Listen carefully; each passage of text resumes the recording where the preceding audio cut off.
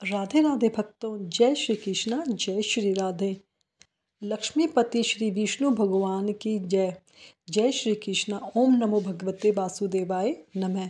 प्रिय भक्तगणों, आज चैत्र माह कृष्ण पक्ष की एकादशी तिथि है। आज आप पाप मोचनी एकादशी का व्रत करेंगे। पाप मोचनी अर्थात पापों का नाश करने वाली एकादशी। कुछ स्थानों पर आप इसे पाप मोचनी ग्यारस भी कहते हैं। पद्म पुराण के अनुसार जो मनुष्य इस एकादशी का व्रत करता है, इनकी कथाओं को सुनता है, उनके जाने अनजाने में किए गए सभी पाप नष्ट हो जाते हैं। व्यक्ति के सभी प्रकार की मनोकामनाएं पूर्ण होती है। सहस्त्र गोदान के बराबर पुण्य की प्राप्ति होती है। साधक को इस जन्म के साथ साथ पिछले जन्मों के पापों से भी मुक्ति मिलती है। इस दिन भगवान के विष्णु के श्री हरि रूप की पूजा की जाती है। भगवत पुराण में श्री कृष्ण भगवान ने अर्जुन से कहा था कि इस व्रत को करने या इस व्रत कथा को सुनने को मात्र से ही घर में सुख शांति समृद्धि वैभव होता है। व्यक्ति के बड़े बड़े पापों का नाश होता है। इस पवित्र कथा का आधे पर ही त्याग करने वाले मनुष्य घोर नरक में जाते हैं। इस व्रत कथा को सुने बिना एकादशी का व्रत अधूरा माना जाता है। तो आज मैं आपको सुना रही हूँ पाप मोचनी एकादशी की बड़ी ही दुर्लभ पौराणिक कथा, जिसे आप सभी भक्तगण बड़ी श्रद्धा और प्रसन्नचित मन से पूरा अवश्य सुनेंगे। तो आइए भक्तगणों, लक्ष्मी नारायण के चरण कमलों का ध्यान करते हुए कथा का रसपान करते हैं। अर्जुन ने भगवान श्री कृष्ण से कहा, हे मधुसूदन, आपने फागुन मास के शुक्ल पक्ष की एकादशी अर्थात आमल की एकादशी के बारे में विस्तार पूर्वक बताया। अब आप चैत्र माह के कृष्ण पक्ष में आने वाली एकादशी का क्या नाम है, इसकी विधि क्या है, कृपया करके आप मेरी बढ़ती हुई जिज्ञासा को शांत करें। भगवान श्री कृष्ण ने कहा, हे अर्जुन, चैत्र माह के कृष्ण पक्ष की एकादशी को पाप मोचनी एकादशी के नाम से जाना जाता है। एक बार की बात है कि पृथ्वीपति राजा मानधाता ने लोमस ऋषि से यह प्रश्न किया था जो तुमने मुझसे किया है। अंततः जो भी ऋषि लोमस ने राज मानधाता को बताया वही मैं तुमसे कह रहा हूँ। राजा मानधाता ने महान रहस्यों के ज्ञाता महर्षि लोमस से पूछा, हे ऋषि, श्रेष्ठ मनुष्य के पापों का मोचन किस प्रकार संभव है? कृपया कर ऐसा कोई सरल उपाय बताएं जिससे सभी को सहज ही पापों से छुटकारा मिल जाए। महर्षि लोमस ने कहा, हे राजन, चैत्र माह के कृष्ण पक्ष की एकादशी का नाम पाप मोचनी एकादशी है। इसके व्रत के प्रभाव से मनुष्य के अनेक पाप नष्ट हो जाते हैं। मैं तुम्हें इस व्रत की कथा सुनाता हूँ, ध्यानपूर्वक श्रवण करो। प्राचीन समय में चैत्र रथ नाम का एक वन था। उसमें अप्सराएं किन्नरों के साथ विहार किया करती थी। वहाँ सदैव बसंत का मौसम रहता था, अर्थात उस जगह सदा नाना प्रकार के फूल खिला करते थे। सभी गंधर्व कन्याएं विहार करती थी। कभी इंद्र अन्य देवताओं के साथ क्रीड़ा किया करते थे। उसी समय उसी वन में मेधावी नाम के एक ऋषि भी तपस्या में लीन रहते थे। वे शिव भक्त थे। एक दिन मंजू घोषा नाम की एक अप्सरा ने उनको मोहित कर उनकी निकटता का लाभ उठाने की चेष्टा की। इसलिए वह कुछ दूरी पर बैठकर बेड़ा बजाकर मधुर स्वर में गाने लगी। उसी समय शिव भक्त महर्षि मेधावी को कामदेव भी जीतने का प्रयास करने लगे। कामदेव ने उस सुंदर अप्सरा को धनुषबाण कटाक्ष को उनकी प्रत बन गई। उनके नेत्रों से मंजू घोषा अप्सरा का सेनापति बनाया। इस तरह कामदेव अपने शत्रु को जीतने को तैयार हुआ। उस समय महर्षि मेधावी भी युवा अवस्था में थे, काफी हष्टपुष्ट थे। उन्होंने यज्ञ पवित्र अतः दंड धारण कर रखा था, दूसरे कामदेव के समान प्रतीत हो रहे थे। उस मुनि को देखकर कामदेव के मन में हुई मंजू घोषा ने धीरे धीरे मधुर वाणी में बीणा का गायन शुरू किया। तो महर्षि मेधावी भी मंजू घोषा के मधुर गाने पर उनके सौंदर्य पर मोहित हो गए। अप्सरा मेधावी ऋषि को कामदेव से पीड़ित जानकर उनसे आलिंगन करने लगी। महर्षि मेधावी उनके सौंदर्य पर मोहित होकर शिव रहस्य को भूल गए और काम के वशीभूत होकर उसके साथ रमण करने लगे। कामदेव के वशीभूत होने के कारण मुनि को उस दिन रात का कुछ ज्ञात न रहा। काफी समय तक वे रमण करते रहे। तदुपरांत मंजू घोषा उस मुनि से बोली, ऋषिवर, अब मुझे बहुत समय हो गया है, अंततः स्वर्ग जाने की आज्ञा दीजिए। अप्सरा की बात सुनकर महर्षि ने कहा कि हे मोहिनी, संध्या को तो आई हो, प्रातःकाल होने पर चली जाना। ऋषि के ऐसे वचनों को सुनकर अप्सरा उसके साथ रमण करने लगी। इसी प्रकार दोनों के साथ साथ बहुत समय बीत गया। मंजू घोषा ने एक दिन फिर से ऋषि से कहा कि विप्र, आप मुझे स्वर्ग जाने की आज्ञा दीजिए। मुनि ने इस बार वही कहा कि रूपवती, अभी ज़्यादा समय व्यतीत नहीं हुआ है, कुछ समय और ठहरो। मुनि की बात सुनकर अप्सरा ने कहा, ऋषिवर, आपकी रात तो बहुत लंबी है, आप स्वयं ही सोचिए कि मुझे आपके पास आए कितना समय हो गया है, अब और ज़्यादा समय तक ठहरना उचित नहीं है। अप्सरा की बात सुनकर ऋषु को समय का बोध हुआ। वह गंभीरतापूर्वक विचार करने लगा। अब उसे समय का ज्ञान हुआ। उन्हें रमण करते हुए 57 वर्ष व्यतीत हो चुके हैं, तो उस अप्सरा को काल का रूप समझने लगे। इतना ज़्यादा समय भोग विलास में व्यर्थ चला जाने पर उन्हें बड़ा क्रोध आया। अब वे भयंकर क्रोध में जलते हुए उस तपनाशक करने लगे। अप्सरा की तरफ भ्रुकुटी तान कर देखने लगे। क्रोध से उनके उधर कांपने लगे, इंद्रियां बेकाबू होने लगी। क्रोध से थरथर सरों में मुनि ने उस अप्सरा से कहा, मेरे तप को नष्ट करने वाली दुष्टा, तू महापापनी है और बहुत ही दुराचारणी है, तुझ पर धिक्कार है। अब तू मेरे श्राप से विमाचनी पिशाचनी बन जा। मुनि के क्रोध युक्त शाप से वह अप्सरा पिशाचनी बन गई। यह देखकर वह व्यथित होकर बोली, हे मुनिवर, मुझ पर क्रोध त्याग कर प्रसन्न होइए और कृपया करके बताइए कि इस सांप का निवारण किस प्रकार होगा। विद्वानों ने कहा, साधुओं की संगत अच्छा फल देने वाली होती है। आपके साथ तो मेरे बहुत समय व्यतीत हुए हैं, अतः आप मुझ पर प्रसन्न होइए, अन्यथा लोग कहेंगे कि एक पुण्य आत्मा के साथ रहने पर मंजू घोषा को पिशाचनी बनना पड़ा। मंजू घोषा की बात सुनकर मुनि को अपने क्रोध पर अत्यंत ग्लानि हुई, साथ ही अपनी अपकीर्ति पर भय भी हुआ। अतः पिशाचनी बनी मंजू घोषा से मुनि ने कहा, तूने मेरा बहुत बुरा किया है, किंतु फिर भी मैं तुझे श्राप से मुक्ति का उपाय बताता हूँ। चैत्र माह के कृष्ण पक्ष की जो एकादशी है, उस नाम का नाम पाप मोचनी एकादशी है। उस एकादशी का उपवास करने से तेरी पिशाचनी देह से मुक्ति हो जाएगी।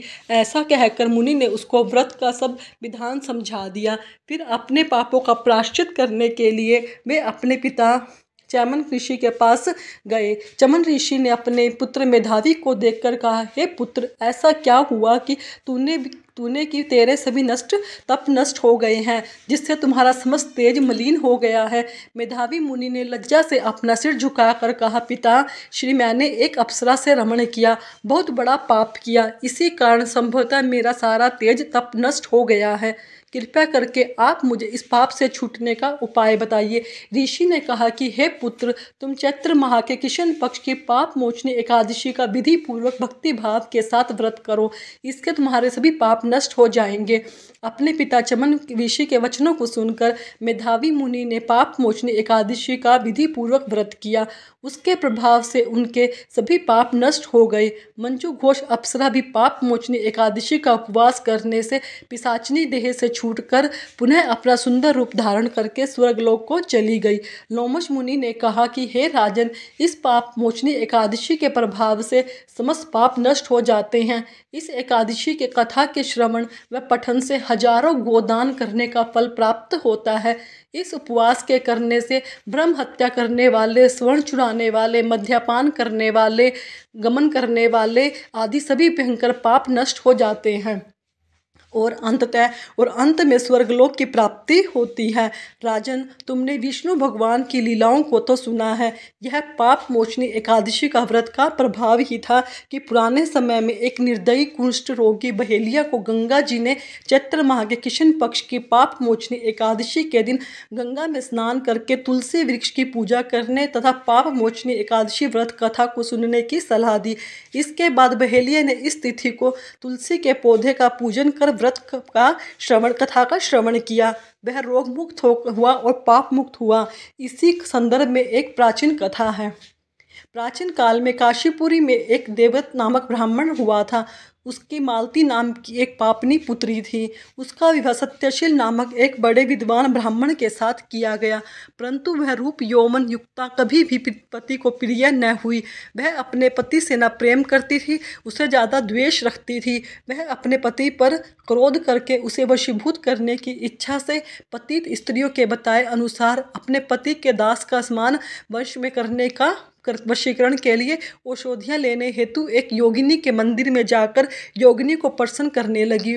वह दुराचारणी बहुत ही शीघ्र उस कुटी में जा पहुंची, जो बहुत लंबी चौड़ी और एकांत थी। वह एक योगिनी के आने की बाट में रुद्राक्ष की माला जप रही थी। इस प्रकार उस स्त्री की प्रार्थना करने पर योगिनी ने प्रसन्न हो उस पति को वश करने के लिए मंत्र बताए। तब उस स्त्री ने नमस्कार कर सूर्य के कांत के समान प्रकाशमान हीरे से जड़ित अपनी अंगूठी योगिनी को दे दी, जिससे प्रसन्न होकर योगिनी ने उसके हृदय का वृत्तांत या उस मालती नामक स्त्री को वशीकरण चूर्ण देकर कहा कि इस चूर्ण को अपने पति को किसी भी चीज में मिलाकर खिला देना।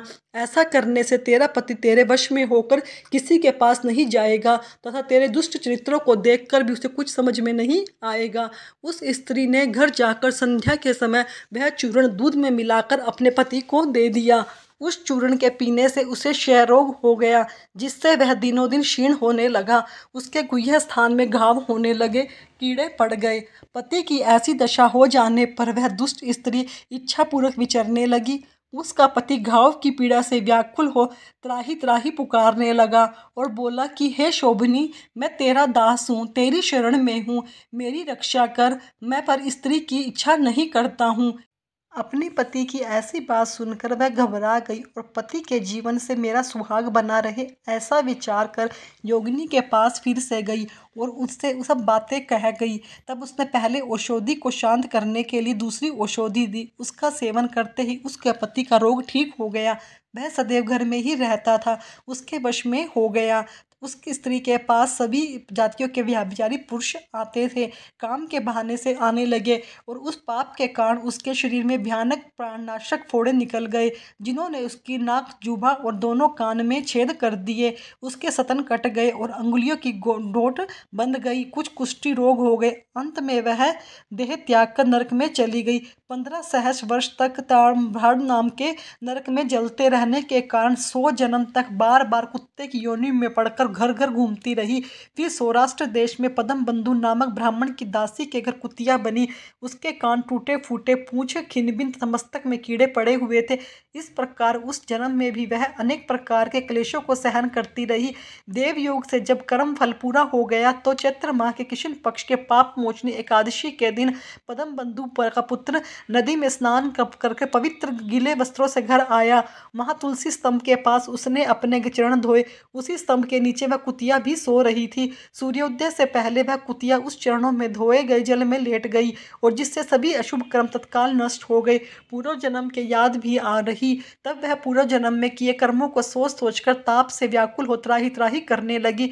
भय से व्याकुल हो उस मुनि पुत्र ने अपने पूर्व जन्म के लिए कर्मों की भ्रांस नामक नरक में पड़ने के लिए 100 जन्मों तक कुतिया की योनि में रहकर कष्ट भोगने की कथा का वर्णन करते हुए उसकी कहने लगी कि हे ब्राह्मण पुत्र, अब मैं तुम्हारे सन्मुख खड़ी हूँ। ब्राह्मण, मैं तुम बड़ी दुराचारणी और खोटी हूँ, इसलिए चैत्र माह के कृष्ण पक्ष की पाप मोचनी एकादशी के दिन तुलसी के छांव में अपने चरणों के धवन से मुझे अपने पूर्व जन्म की याद आ गई। अंतः आप अपने पुण्य को मुझे देकर मेरा उद्धार करो दिन और व्याकुल हो, मैं मेरी रक्षा करो। मैं आपको नमस्कार करती हूँ। ऐसा वचन सुनकर वह मुनिपुत्र कुतिया से बोला कि कुतिया, अपने किए हुए कर्मों से के सुख रूप फलों को मैं प्राणी भोगते हैं। हे दुराचार शूद्र क्या करेगी।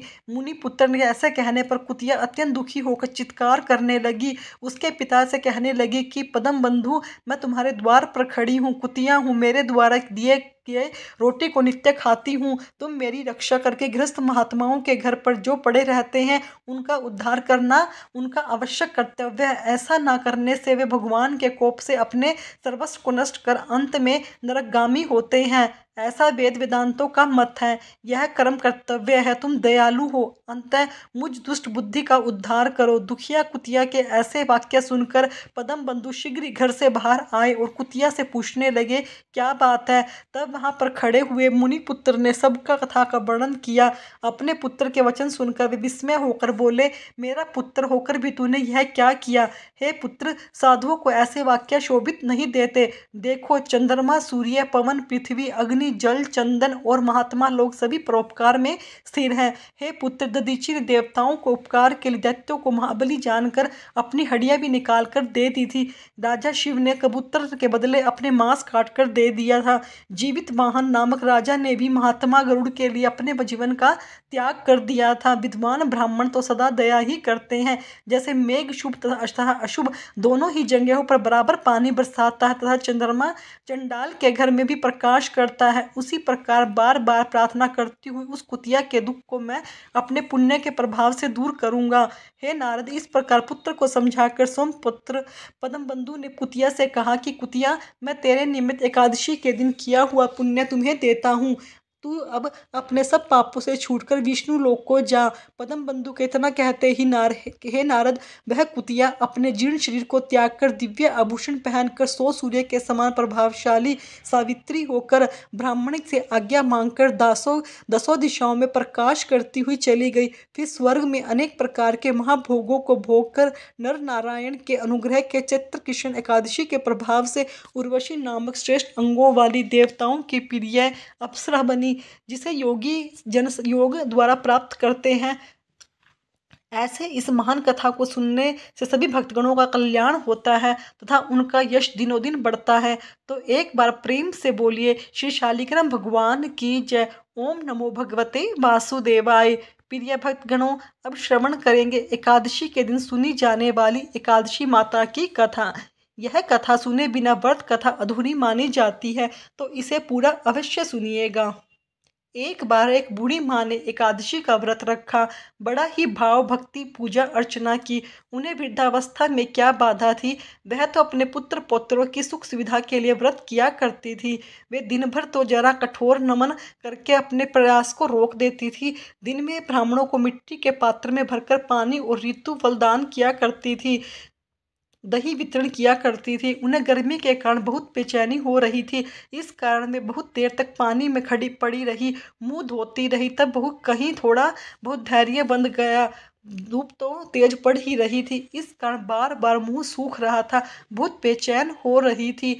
एक तो बुढ़ापा, दूसरा भयंकर गर्मी, वृद्धावस्था की स्थिति तो कुछ दूसरे ही प्रकार की होती है। जैसे तैसे रो धो के दिन कट गया। अब पहाड़ सी रात सामने थी, उसका कटना बड़ा ही कठिन दिखाई दे रहा था। खटिया पर पड़े पड़े शांति नहीं मिल रही थी, वे बार बार करवट बदल रही थी। अनेक बार वे बाहर जाती और भीतर आती, उन्हें घर के अंदर शांति नहीं थी। वे खटिया पर पड़ी पड़ी एकादशी माता का स्मरण करती रही। वे कहती रही कि हे माता, जो आप मेरी लाज रखिएगा, आप ही मुझे शांति दीजिएगा, जिससे मैं यह व्रत पूरा कर सकूं, यह पहाड़ सी रात शांतिपूर्वक व्यतीत हो सके। प्यास के कारण बूढ़ी माँ की बेचैनी तो बढ़ ही रही थी। उन्होंने धैर्य रखने का बहुत प्रयास किया, किंतु सहनशीलता की सीमा टूट गई। वे घबराकर एकदम चिल्ला उठी, बोली कि बचाओ बचाओ। अम्मा का चिल्लाना सुनकर परिवार भर के नर नारी बच्चे पड़ोसी एकत्रित होकर बूढ़ी अम्मा की खटिया के समीप पहुंच गए। सबने पूछा कि अम्मा, आपको क्या हुआ है, आप क्यों चिल्ला रही हैं,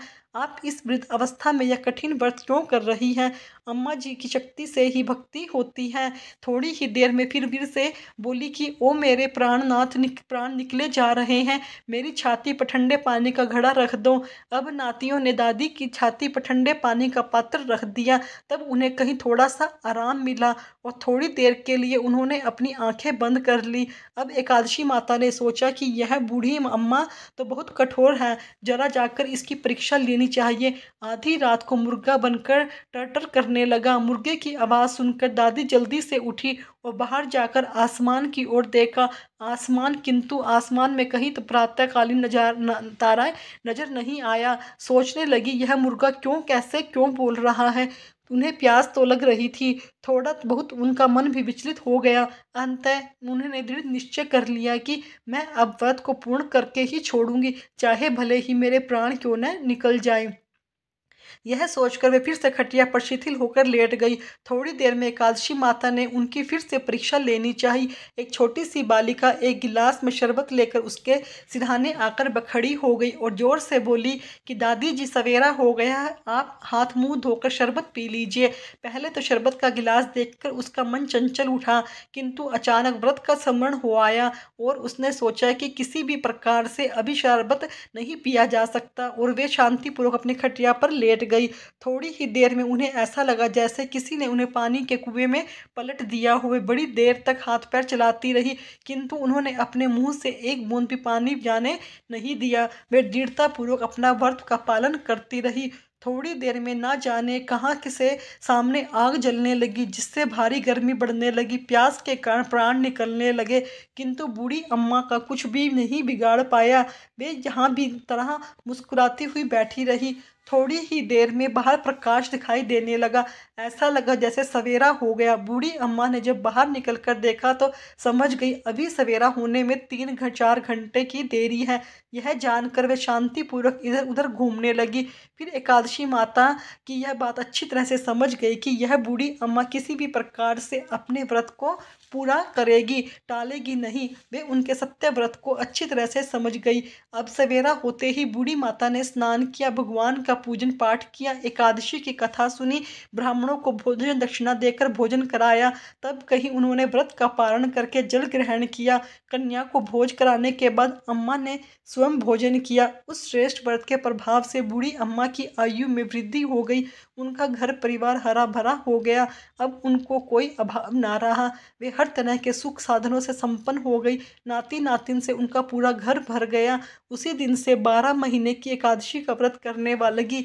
एकादशी माता के व्रत के प्रभाव से इस संसार में हर प्रकार के सुख भोग कर अंत में वैकुंठ धाम को चली गई। जैसे एकादशी माता ने बूढ़ी माता और उनके परिवार को हरा भरा किया, ऐसे ही एकादशी माता हम सभी की मनोकामनाओं को पूर्ण करिए। श्री लक्ष्मी नारायण भगवान की जय। प्रिय भक्तगणों, अगर आपको मेरी सुनाई गई कथा अच्छी लगी तो मेरे चैनल को सब्सक्राइब करें, वीडियो को लाइक करें, कमेंट में राधे राधे अवश्य लिखें। धन्यवाद भक्तों।